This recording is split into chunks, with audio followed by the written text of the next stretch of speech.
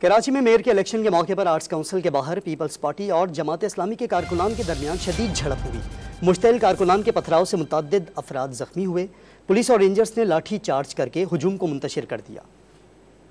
کراچی کا red zone میدان جنگ بن گیا۔ میئر کے الیکشن کے موقع پر آرٹس کونسل کے باہر پیپلز پارٹی اور جماعت اسلامی کے کارکنان آمنے سامنے آئے اور شدید نعرے بازی کرتے ہوئے ایک دوسرے پر پتھراؤ کیا، اس سے متعدد کارکنان زخمی بھی ہوئے۔ اس دوران آرٹس کونسل کے باہر کھڑی متعدد گاڑیوں کو بھی نقصان پہنچا۔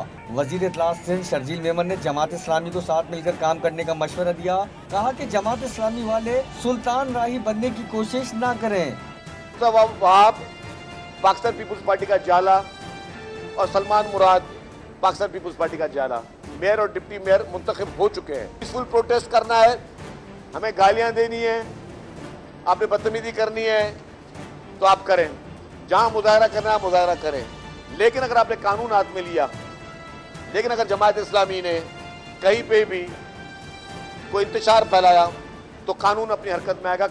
پولیس اور رینجرز نے دونوں جماعتوں کے کارکنان کو الگ کیا۔ اس دوران پولیس کی جانب سے لاٹھی چارج بھی کیا گیا، جس کے بعد آرٹس کونسل کے باہر صورتحال معمول پر آ گئی اور مشتعل کارکنان منتشر ہو گئے۔